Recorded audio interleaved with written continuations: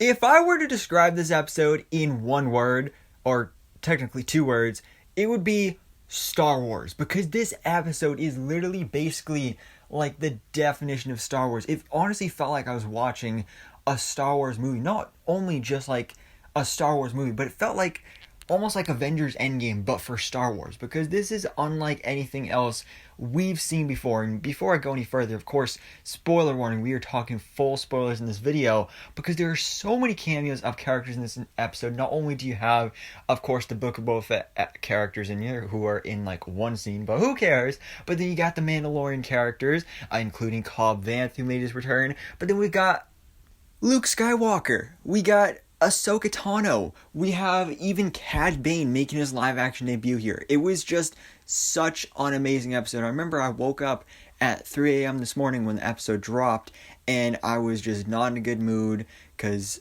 obviously I woke up at 3, and then I had to like actually be up and like awake to leave the house at 6:30.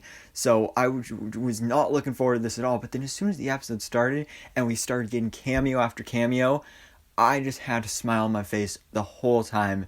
And this episode really is just Star Wars. This is what Star Wars should be.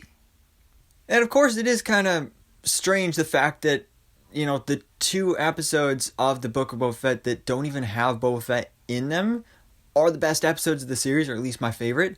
But then again, I mean, like, everything they set up with that character and that storyline just wasn't really, like, that interesting. And to be fair, last week's episode, he didn't show up at all. This episode, at least he's in the episode, again, for only, like, one scene. And usually that'd be a bad thing, because, like, you're ignoring the main character of the show, especially with only one episode left of the series. But then again, I honestly don't care, because I never really cared about that storyline too much anyway. And then you got all this other awesomeness going on here. I think it's worth it. But anyways, guys, that is enough going on rambling about how much I love this episode. Let's actually jump into it and break down the Book of Boba Fett episode 6. Again, full spoilers. If you're still here, I don't know what you're doing with your life. But anyway, so we start off the episode right off the bat with a brand new cameo for the Book of Boba Fett. Something that was actually rumored a long time ago. I did a video on this on my other channel, The Movie Life, and that was before I started the Star Wars Life. So I was doing Star Wars videos over there, and you can check that out. But there were rumors that Cobb Vanth was going to be appearing in this series, and those rumors were true. They were proven correct with this episode, with literally the opening scene as we have Cobb Vanth, Timothy Olyphant returning to the role from, I'm pretty sure he was in the first episode of The Mandalorian Season 2. He, of course, was the original wearer of the Boba Fett armor, at least in The Mandalorian, before Boba himself actually got it back. So he appears in this episode, and at the beginning, he actually approaches some Pikes, which of course is kind of the Pikes are kind of the main villains of the series, which like there's been like really nothing going on here that really showed like how big and powerful and evil they really were until now. This episode, that is something I like, even though it ignores like our main characters, it at least helps develop the main villains with the Pikes. And you get that as they're literally spreading through the whole planet now, even with Cobb Vanth. But then after this, following up after last week's episode, in episode 5, we follow up with Mando, who now arrives on a new planet, which they never say specifically what planet it is. I feel like it could be Dagobah, because of course that's where Luke first trained, when Yoda first trained Luke. So I feel like that'd be pretty cool if you got that kind of role reversal now, where it's now on Dagobah that Luke is training Grogu. But again, I don't know for sure if that's what planet it is. It could just be some other random planet. They probably mentioned it in the sequel trilogy when they were talking about when Luke had this Jedi school. But I don't remember. It's been a while since I've watched those movies. But we do see that there is R2-D2 there, which was awesome. Something I was not at all expecting, but of course makes sense. I mean, Luke Skywalker, R2-D2 should not be too far behind. So R2 is there. That was awesome. He doesn't have too big of a role here, but still, he appears. And then we also have these like ant droids that are building some sort of rock temple, which of course in the future will be that Jedi school that Ben Solo is a part of, and then goes on to destroy it and become Kylo Ren and all that stuff, from the sequel trilogy. But all of a sudden, as Mando is walking through here, of course, he's asking so many questions, and then R2-D2, he just shuts off, and that's it. That's all we see from him in the rest of the episode. So as the ant droids actually make a bench, Mando decides like, all right, I'm just going to sit down here and I'll wait until I do get to actually see Baby Yoda Grogu, because of course that's why he's there, because he wants to give that gift from the armor to Grogu. But meanwhile, we actually catch up with Grogu himself being trained by Luke Skywalker. So they are training together. I love seeing some cool examples and even just throwbacks and references here. Like, for example, of course, Grogu using the Force on a frog, which, of course, that was a big thing in Season 1 when he ate the frog. And also in Season 2 when he was after Frog Lady's eggs. So he's got a big thing with frogs. So he uses the Force on a frog and almost eats it. Almost. He doesn't quite get there. We also have Luke actually telling Grogu about Yoda and how he trained him as well, just as Luke is now doing to Grogu. So that was awesome right there as well. And then what's even cooler, probably one of the coolest parts of this episode, is that Luke starts asking Grogu about back home. And he's like, do you remember back home?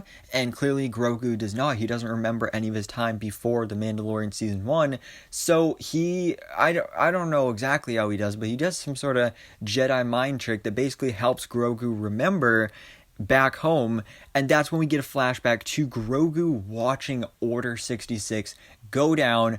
It looked amazing. I mean, it was so cool.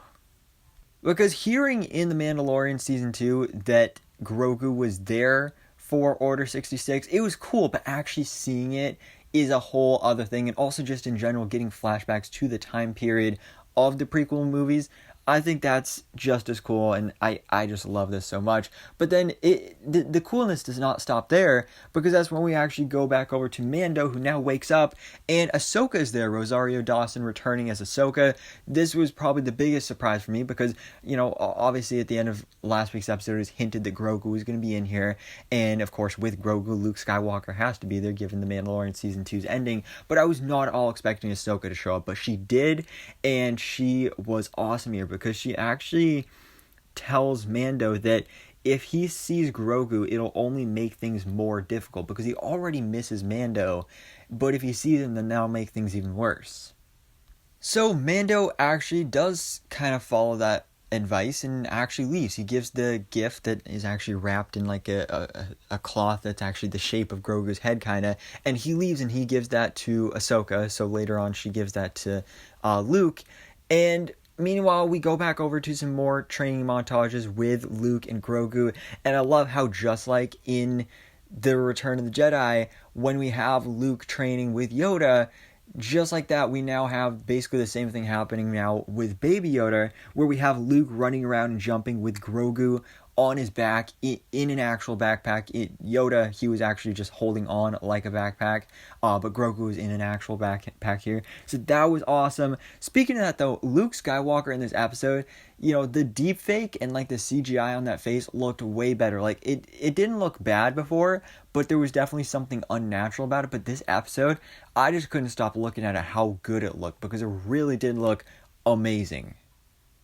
But another thing I like how Luke actually has Grogu trained with the little ball droid thing that, of course, Luke was training with in A New Hope. So that was awesome to see. We can also see that Baby Yoda can now jump like force jump, which is awesome. I can't wait to see him start talking. I wonder if he actually will start talking at some point. It's kind of weird imagining him talking, though. Then again, we'll see. But anyways, after this, Ahsoka does deliver that gift from Mando to Luke Skywalker, and she says, "May the Force be with you," and she is out. So next time we see her probably won't be until the Ahsoka Disney Plus series, where we know that actually Anakin is going to be returning there, which is going to be awesome as well. So that'll be a prequel to The Mandalorian. Unless Anakin in that series is just in Force Ghost mode. You never know.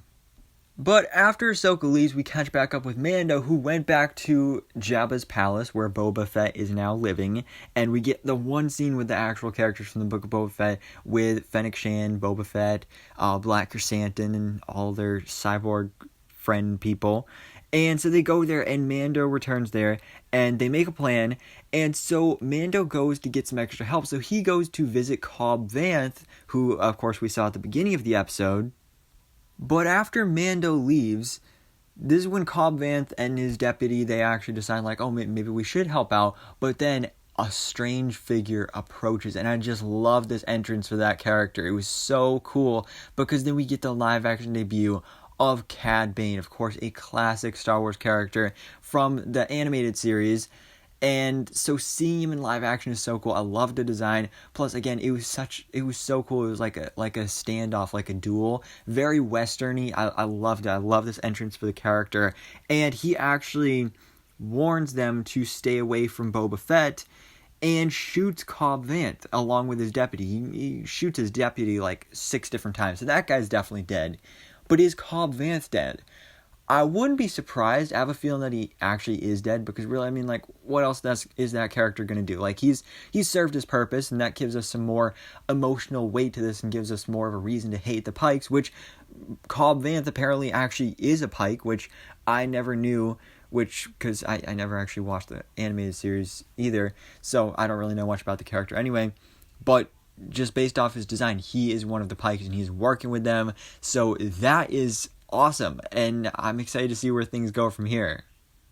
But then the Pikes get even more ferocious here when they actually blow up the Cantina bar, which was, I mean, it was cool because, again, it's adding more stakes and more tension here, but then also at the same time, like, did everybody in there die? Like, that Jessica Biel's character, like, there was kind of set up to be, like, an important character. Did she just die? Like was that it? Did she, like, do nothing in the series? Same goes for the Cantina band. Please tell me they did not kill off those characters, because they are Star Wars classics. But then again, it's all about the stakes, and I love that. But then our final scene of the episode is probably the best scene, with more Baby Yoda, of course, where Luke reveals Mando's gift to him, which is chainmail armor. So my theory about them being little Baby Yoda balls was wrong to play with. But it is chainmail armor, which honestly I feel like would look kind of weird on him.